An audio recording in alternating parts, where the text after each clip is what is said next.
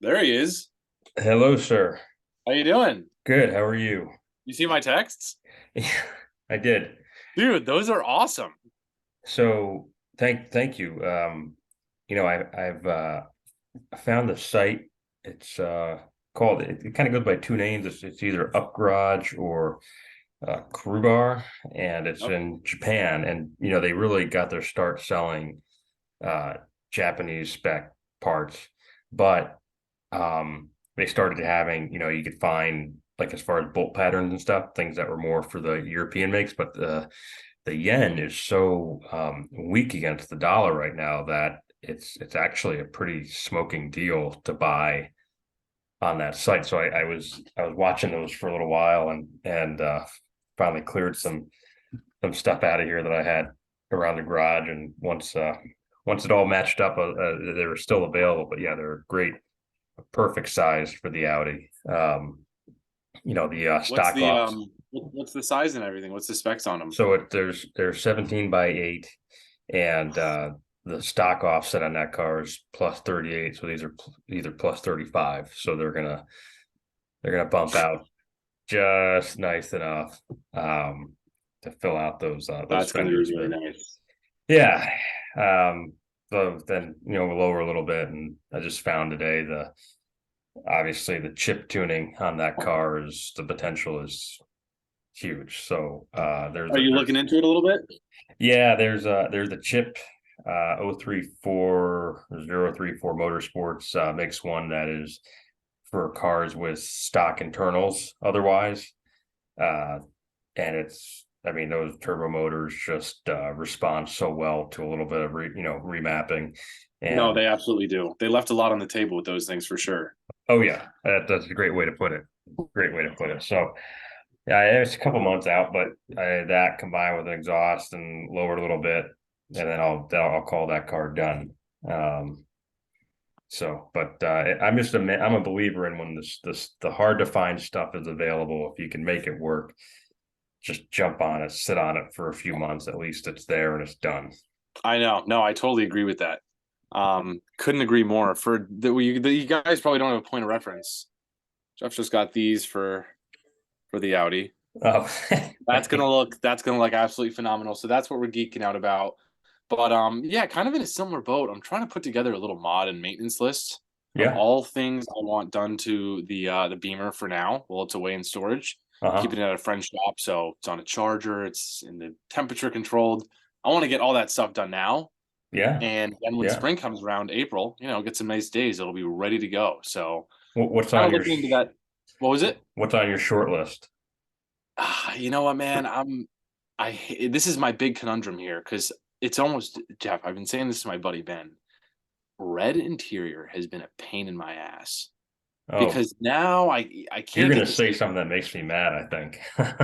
I just I need more support from a seat, and it's like I can't just I don't know if I can put like just black Recaros in there, but if I get red aftermarket seats like Recaros, something Hmm. like that, it's not going to match the Cardinal. And I can't take apart that red interior. It's all red. I can't. It's just like I got the So wrong car, I guess. no, But I no. but I'm too big for the seat. I'm going around corners with the summer tires hot, flopping all around. I need a seat in there, man. So I think you have to bite the bullet and find a ratty pair of Recaros, or um, what's the other brand I like? Flow Fit makes a design that look appropriate in there. Flow Fits are also it's a large seat, and then just get it retrimmed in the right colors. I mean, Yeah, yeah. because you're going to be hard pressed to find any even a red aftermarket seat. You're going to be hard pressed to have it match It won't. It'll be older cherry car. red. It'll be cherry red, yeah. So I think, and I mean, there's two guys I use who are excellent, and the one that I'm really liking right now, he's been around forever. I've just been using him more and more. Is Charles Street Auto and Boat Top, Auto and Boat Top, right up there, kind of on the North Providence line, and he's excellent. Um, Yeah. so, uh, so yeah, but I agree with you. Those seats, and the other thing with those seats is too, and we're talking about an E30, just the stock buckets that came on the sport package cars, which were really, phenomenal back in the day. But Yes. they're fragile, and I mean, there's even in mine, mine came out of a car of 50,000 to 30,000 miles, um, and they're just, the backrests are a little bit, you can feel a few degrees of slop in them, and you definitely feel it the more aggressive you drive the car. And as you said, you've got a pretty tall frame, so I can definitely see that not being a great experience. So, um, but yeah, I mean, but if you didn't have the cardinal red carpeting, I would say fine, just go to a black, just convert it to a black interior. But you got the red carpeting, so you're Oh, really, I agree, and that's why I'm saying if this was just a black car, black interior, oh yeah, and have a couple Recaros sent over, they yep, wouldn't have to necessarily be perfectly period correct. It would look great, yep, but it's like I have the matching interior, which it's a blessing and a curse. But anyways, yeah. So we'll see how that goes. The limiting factor of driving that car hard is yeah. my orientation. But let's get on with the finds. I saw you got a couple cool ones this week. Yeah, let me do the old screen share here and get this going. And I'm going to let you take the lead as far as the commentary on these. I enjoyed finding these. I thought these were pretty unique and each in their own right. So let's kick it off with a no a 31,000 mile 1995 Ford Explorer Eddie Bauer. I just thought this was hilarious because this was like the most throwaway vehicle for years, and now it's not crazy money, but it's still kind of amazing to see when I bring a trailer. Yeah, I'm right there with you. I didn't look at the listing too much. Here's one thing before we start. Scroll down a little bit.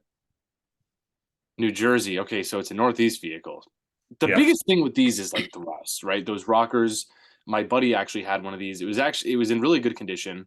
This was a few years back, but I have seen these on the lot and in for service and stuff occasionally. And the biggest thing is you step on those rockers and you hear crunching, right? yeah. This one seems to be taken care of. It's like you said, it is kind of a throwaway vehicle. And to be honest, it's almost like, it's cool, it's factory fresh, it's a 25-year-old car, but is it like even worth saving? It comes back to the argument of this is my parting thought. Sorry for the ramble. It No, comes not to at the all. argument of, okay, I want a used car, I'm just going to drive from here and there. Do I spend 13 grand on some other piece of junk out there in the market? What can you really get for 10, 15 grand? Or do I get this for 13? It's got 30K miles. The 4.0 V6 in these are actually pretty reliable. So I could see why someone would want this in their collection. Very easy and cheap to maintain.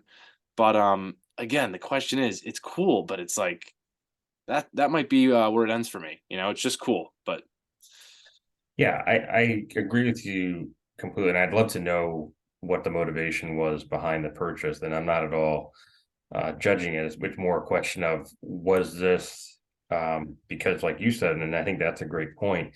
You could spend 14 grand on a used Corolla these days, which sounds awful to me, or you could spend yes. 14 grand on on a I believe these were still body on frame trucks. So I mean, I don't know. I might be wrong about that. I don't know if these were unibody or not, but regardless, it's got it's more reminiscent of what a true SUV used to look like. I kind of dig those front buckets. That obviously the Eddie Bauer trim was always very upscale, and I think Yep. still holds up nicely today.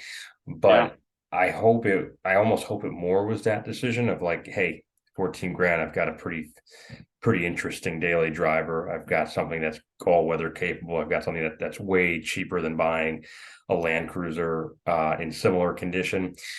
But if it was more a purchase of, oh, I think these are on their way up, that I'd say no, no way. There's just too many out there, um, and they weren't like the high watermark for Explorers. It wasn't as if this was the best Explorer they made. I think that honor still goes to the first generation limited models. Those would be the one to have if I was going to by a collectible explorer, but I just always find it interesting when a you know, mass market vehicle of any kind shows up on Bring a Trailer, because you know sometimes it's indicative of what's to come. So do I think we're going to see a rash of explorers showing up? No, but at the same time, you know, you do like to kind of monitor and see where you know, where something that was once just a like I said, a throwaway vehicle all of a sudden becomes a little more interesting to the collector car world. Yeah, yeah, right there with you. To be totally honest, Jeff, the more I look at it, and the more I'm thinking about it, it's not even a first gen. It's like, yeah, it's a what do they call it? A passion purchase, right? I Yeah. think that's what it is. It's they're not going to start blowing up or become this crazy thing. This was out there for that one dude who's like, yep, I had one of these in high school, or oh, my dad had one of these. That's kind of what this is. And again, throwaway vehicles, nice trim with the Eddie Bauer, but they're not very well made. They rusted, the bodies weren't great, but you know, there's an ass for every seat, they say. So Yeah. I see why it's sold. I'm not surprised by it, but probably not for me. Yeah. No, But I still don't know. cool. But still cool. Yeah, and see, this is what's funny is this guy saying right here, I have this 88, maybe time to sell.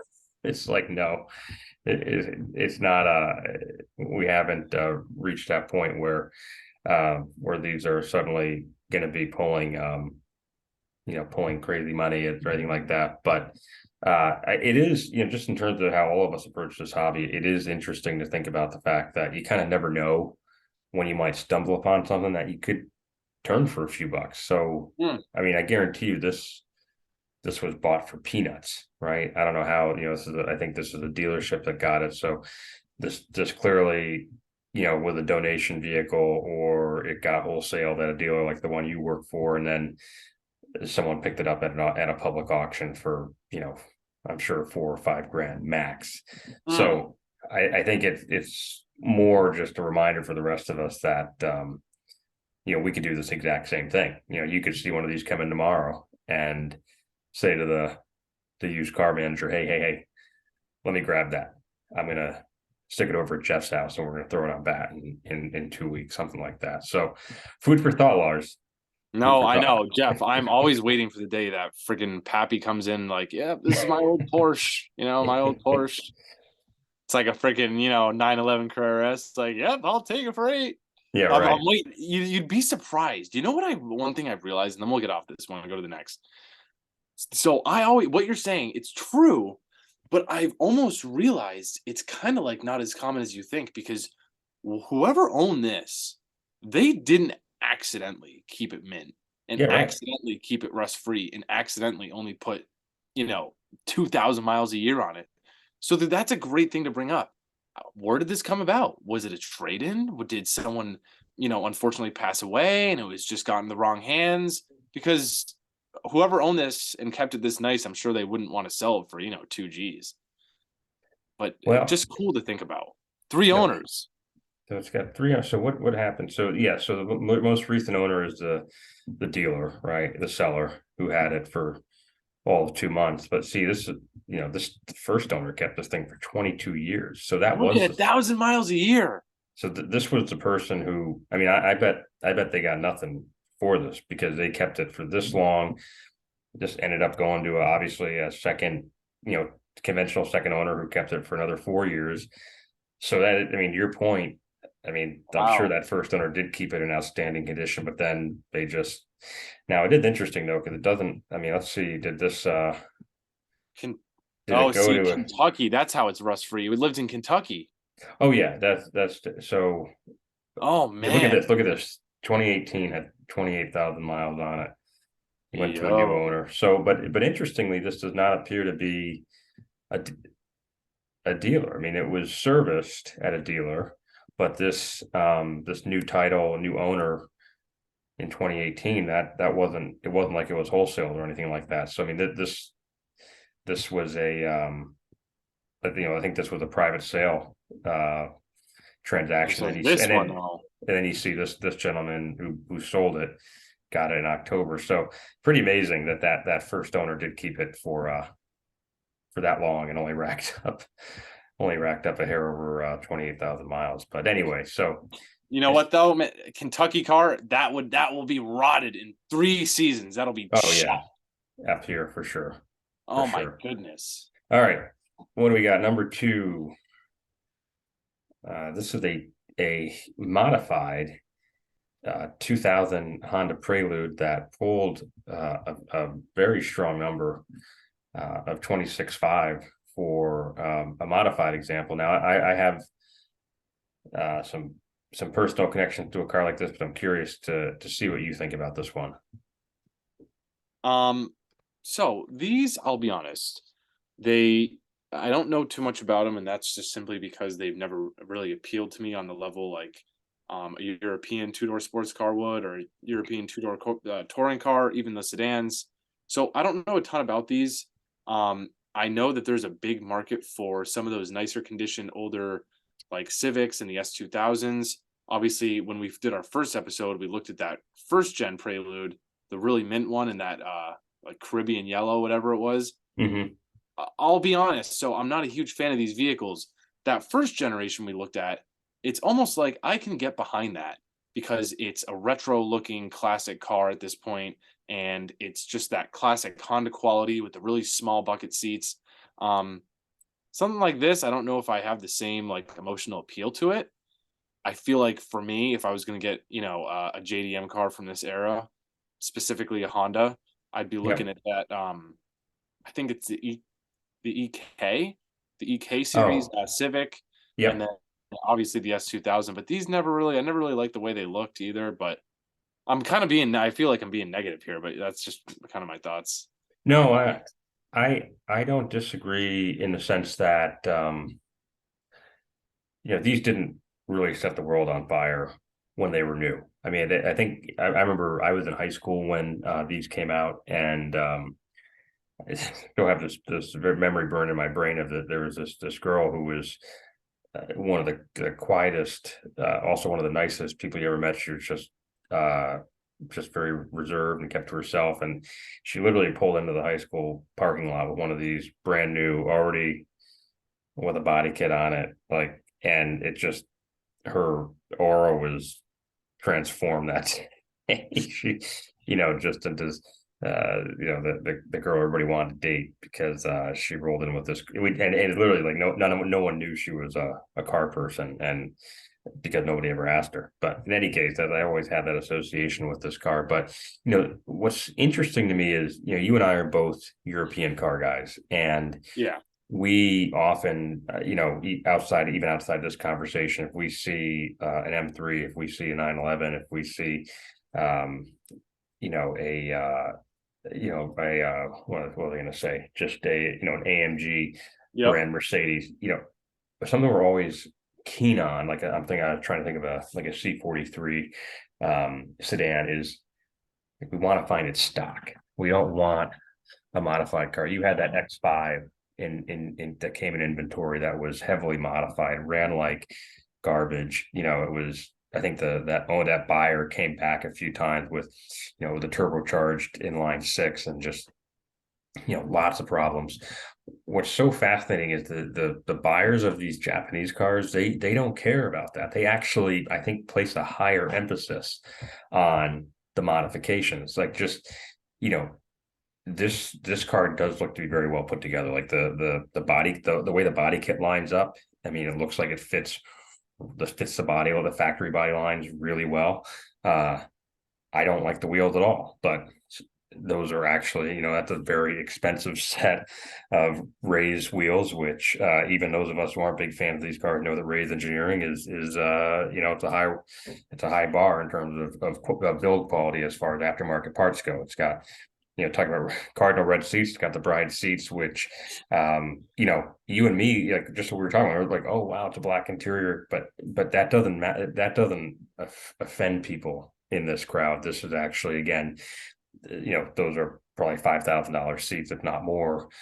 Doesn't matter that they don't match, because again, that's the style. Like, if you bought a Type R Civic from Japan, you would get red seats in it. So it's so interesting to me that the standards are completely kind of flip-flopped versus the Euro cars. And you know, to this guy's credit, he's got all the stock parts included. But here's what I found so interesting in the comments is, um, where is it? This they were talking about the spoiler. Like, okay, this one I have the same spoiler. I would not sell it for 5,000 when someone offered to buy mine. Now, I know in the world we spend more time in, like genuine Alpina parts carry the same, but those are like factory parts. I find it fascinating that the late model Japanese car that's heavily modified doesn't get dinged the way an M3 in a similar spec would. Yeah, it's crazy because now that you say it, it makes a lot of sense, and I'm glad you brought that point up.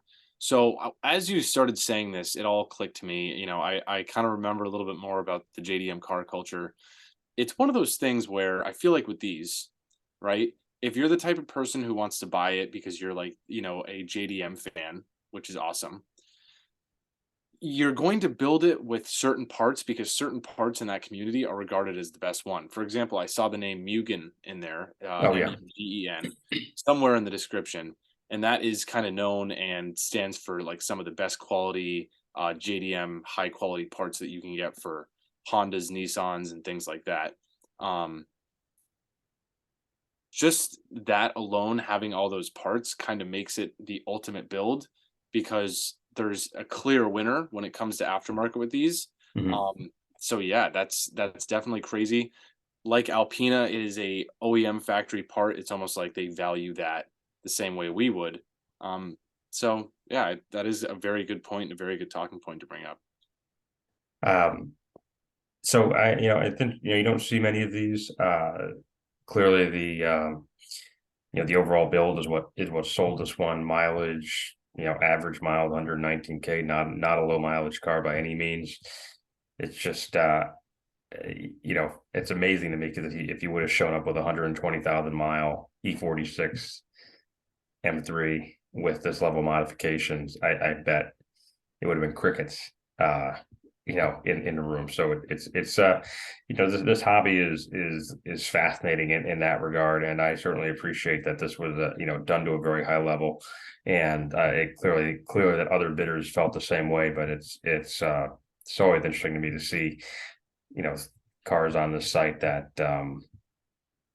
if it had a different badge, it would be probably a disappointing end result. But this one, the seller has to be psyched because there just aren't too many Preludes of this generation still pulling this kind of money. So, Yeah, that is strong. Almost 30 G's. That's very strong. not. But it's a nice car. Oh yeah, yeah, it is. It is. I could see that being the holy grail, of if you're looking for a Prelude, that's Yeah, pretty much it. you're Good not going to specs. see. You're not going to get many chances to buy a car like this. Yeah, agreed. All right, final one. Booyah! Here we go. Here we go. Okay, 1990 Ferrari 348 TB sold for 80,000, which to me feels like $80,000 well spent. Yeah, I'm with you on that, man. When I saw this, when I clicked on it, the first thing I thought, so it's a 1990, same generation. If you're looking for, because I was in this phase of like, so the E30 M3, it's one of my favorite cars of all time. Just what it stands for and everything, the rarity. It it's like right now, what do you think would be the better driving experience? To take this for a rip, you even get a 2B exhaust on here, or an E30 M3. This seems like from an appearance wise and like mechanically with the dogleg stick. Is it gated? Oh yeah, these are gated. Yeah. I mean, come on, for 80K, if you want a classic car, I mean, you're really for something like this, it's low miles. Hmm. Now, the thing is, what you probably most people probably know this, but it's only got 300 horsepower. It's kind of a heavier vehicle. It's not going to be a crazy fast car, but Right. what an experience for 80 grand. Reupholstered seats, that might be a turn off for some people, but this really isn't a museum piece. Just for 80 grand, the visceral experience, I think it's a genuine Ferrari experience, is something that's really, really hard to beat in today's market, I would say. Well, and to your point, if you've got 80 grand to spend and your choice is between an E30 M3 or this, as you and I both know, that's a great example that for 60K less, you buy a 320, a sport package E30, and it's not. I know I'm not saying by any means it's the same, but it's you're getting a lot of those boxes checked. Whereas there's nothing else that would be the entry point for one of these for 60,000 less. If you spend the 80K on a 348, it's not like you missed an opportunity to save some money and get better than 50% of the same experience. So I mean, in that regard, to your question, I would take this all day long. The only and two, to continue the 30 M3 comparison, you're not really saving anything on the maintenance, because the S14 at some point needs a rebuild. It's got to come out, be rebuilt. So the fact that the 348, like all Ferraris, requires actual engine out servicing is, there's really nothing to gain there. And to your point, you put a tube exhaust on one of these, and it just, I mean, you feels like you're driving any Ferrari made in the last 30 years. Like you're getting pretty close to the authentic experience, even though you're only you're buying one of the cheapest models out there right now. Yeah, and if you scroll back up to that top picture, yeah. I mean, what an absolutely beautiful car. Well, you and I, have you seen the guy here? Have you? Remember last week I mentioned a guy who lives down near the high school? No, I see him turned down toward the golf course and the park. He has a Oh, you know one. what? I was thinking of the guy with the 328. Oh, okay. No, there's a guy with a 348 locally who lives down the road that goes past Goddard Park, and I saw him a few times this summer, and his was the Target Top version, which I believe is even more affordable than one of these, and it was just like, I mean, I was surprised by how appealing it was, because you look at the side streaks, the air inlets going down, and you got a little bit of that F40 touch going on. I mean, obviously the front end is classic Ferrari, and then I love the tail lights with the grates across them, because I mean that's just such a late 80s early 90s thing. I mean, this car just checks so many boxes, and let's not forget the fact that it's a mid-engine V8. I mean, it's almost like we overlook like just how cool that is to have with the dog leg with the dog stick. Yeah. I mean, come on. Yeah. It might as well be a $200,000 experience. That's exactly. I mean, not actually performance wise, but in terms of ripping a back road.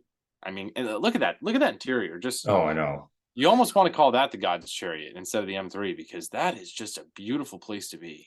And it just reminds us of what interiors used to be. It's the simple steering wheel. It's the skinny A-pillars. It's, true sports seats that are, that sorry, if you weigh past a certain amount, you're not going to fit in them. That's just the way it is. And, and just that tiny little instrument binnacle. I mean, that's one of my biggest gripes after I get out of the E30. It's just, you get into anything new and it's like, holy God, the A-pillars are thicker than your head. You can't see anything out of it. The center stack is obnoxious. I mean, it's like, I don't know how you cannot look at this and yearn for the days of a simpler cockpit. It just, it's perfect in my opinion. Yeah, absolutely great car.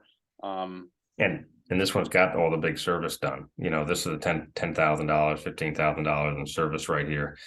Now I will say it's 5 years old by this point. That is like the one thing that kills me about anything approaching exotic, even a 996, is, I mean, the maintenance, the upkeep, I mean, really does step up a notch compared to cars like our E30s, which, are blessedly very reasonable to maintain. Yep. You know what it is? It's almost like it's like one of these things. I was kind of not actually seriously, but I was throwing around the idea like, wow, in a few years, a car I would like to buy when I level up is I would love to have an E92 M3 someday, and I think that's a very achievable goal. That's going to happen, in the next few years, hopefully. But Yep. I was like, snooping around the forums, and the reality is with something like these, it works. You hear all these horror stories from people, and I think the reason you see all those and it clouds people's perceptions is because people want to pretend they don't know. You can't go into this and say, "Okay, I have 82,000 to spend on a car. I'm gonna get this, and it's in my budget. It's under by 2,000." You have to go into this and say, "Look, I'm okay with putting 15 grand aside, and if shit hits the fan, then you know what? That's the price of admission for owning a beautiful classic 40-year-old Ferrari like this." Same thing Right. with something like an E92 M3. If you go into it thinking you're gonna skate by doing oil changes and, swapping out your filter for 5 years and nothing's gonna happen, it's not gonna be fun. But, if you can keep that in mind, put an extra 10 grand aside when you buy this thing just in case, maybe, that can kinda help you avoid those terrible curses that these cars can bring on, you know? It's this is probably, and I'm sure you see people come into the dealer and make this horrible decision in some capacity all the time. But there's part of me that wonders if, and I'm not a math guy, and anyone listening will know this pretty quickly, but I always think about it like for the cars like this that are just going to keep escalating in value, is a smarter play to let's just for the sake of simple numbers, take a budget of 20,000, right? Mhm. Let's say that buys you an E46 M3. Is the smarter play to put 10 towards it, take the 10K loan from your credit union, make some, let's say it's a $300 payment a month, and enjoy it while keeping that 10, assuming you have the other 10K somewhere set aside for maintenance. And Yep. meanwhile, even with the loan, that car is continuing to appreciate. Like its value is rising faster than the interest on the loan, if that makes any sense. So even at the end of it, if that 10K loan ends up being 13, but the car has still picked up value to the point that maybe it's worth 20,000 more than what you paid for it. Is that good math? Is that good planning? Or obviously the best thing to do is just have the car paid for and money in the bank for the maintenance. But in terms of if you want to experience that sooner while not getting it over your head, with the way some of these cars are picking up value now, I feel like it almost makes more financial sense to use the bank's money, and protect the maintenance budget a bit, because at the time, when that loan is paid off, when it comes time to sell that car, you're still going to make money on it, even with the interest factored in. Yeah, I mean, that's another way, a great way to do it, especially if you're someone who's kind of, rock star credit. You can get a low interest loan. Obviously, that's not possible as much right now, No, but right, you get a low interest loan, and it doesn't even necessarily come down to the fact that maybe you don't have all the money, but even say, let's just put it like this: the average person does not have. I think it's like some crazy stat, like 7 out of 10 people can't afford $1,000 emergency, right? right, So even if you're someone who could buy this car 3 times, you have 200 grand in your bank account, 300 grand. Maybe in your, now you're top 1% to have that much money liquid. Maybe you don't want to spend a 33% of it, a third of it on just throw it at a car. So exactly, you enjoy it for a few years. You only fronted up half the price. You have the other money to kind of dwindle around if you need to do maintenance. You're not cutting into your other stash. And yeah, that's what happened this past few years with COVID, with normal cars.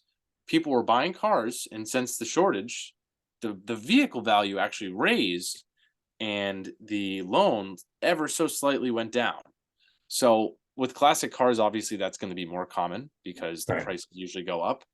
But yeah, that's totally a valid, great thing to do if that's what you mean. And some people just they don't like, some people want to just buy things in cash and say, well, I don't want any bank notes. And some people say, well, I don't want to tie up all my cash. It can make me money. So to each their own, Oh I would. yeah, 100%. It's just the cards like this are when I wish I was a little more comfortable with risk, because I feel like this is going to look cheap in 2 years or less. Even with the concerns about the economy, I mean, there's never been a Ferrari aside from the Mondial of the 80s that that's like tanked. Like almost every Ferrari model has gotten to a point where it just becomes untouchable. And so I feel like, whoever bought this for 80 grand, they can sit on it for 2 years. They might have to put another 10 grand into maintenance, but I think they'll be able to sell it for 100, no problem in 2 years time. And yeah, so it is. I do wonder if there's people that are out there doing that, just using the bank's money to collect a few different vehicles. I mean, hell, anyone who's got a Verbo property right now doesn't own it outright. That's effectively what they're doing. They're buying a second or third property. They're using the income to keep up with the loan, and whether their intent is to sell it or not. But I mean, they've been able to do that because real estate has historically been so net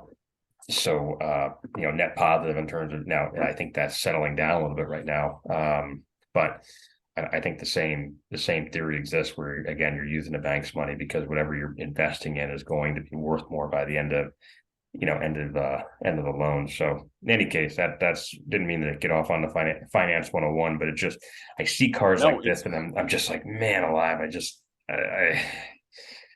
I feel like it's just the opportunity is just sitting right there for cars like this that, when we're nearing retirement age, we'll be looking at saying, geez, 80,000 was nothing compared to what they're worth now. Yeah, it's funny. I was seeing. I think I might have actually sent you these before, but on the one of the BMW pages, it was this like exotic car dealership in the '90s in Europe, and it was like, it was like BMW, 1990 Evo 2 M3 Oh 20K, yeah. and Yeah. it's like 10 grand. The Mercedes Cosworth, 40,000 miles, 8 grand. The Audi Quattros, sub 20,000, and it's like, oh, you get that feeling in your chest of like, oh my god, could you imagine just snatching up 100 grand worth of them? Oh yeah. And this is the thing about it. I guess it's not a gamble, because the thing is, how could it go down? Even if you're talking about 5 or 10 years, how could it go down? It can't go Yeah. down. It has too much. It has the ITB V8, has the gated stick, it has the looks, it has the bucket seats. That's a secure investment in my opinion. And they're not making Ferraris like this anymore. They will never. I mean, the last one I think was 2013. Right. So yeah, that's Yeah, I mean, done. that's a great It's already point. been a decade. Any gated shifter manual Ferrari is just it's gonna Dude, rise. that rear shot, like right in the middle there, the square in the rear. Oh, I know. Dude, look at the transmission hanging out. Hmm. That thing is crazy. And the louvers over the taillights. I mean, come on. Yeah. Yeah, that's a car. That's a piece of art. Well, we're just at about time. Mr. Lars, this was fun as always. It's just great to look at these sales and get an idea for what people are selling, and just realize that there's an awful lot of potential. Whether you're buying to hold or buying to flip, there's there's something for everybody right now, Mhm. which is not something you can say universally about investments in general. So uh, we will be back here next week. See who's going to pick them out. I'm not sure yet, but thank you everyone for watching. We're going to keep doing these. We're going to make them better. Got to get into editing them, pretty them up a little bit, and Yep. we look forward to having you join us here next week. All right, Jeff. That All was a right. great one. And yeah, same time next week. Thanks, Lars. All See right, ya. man. Yep.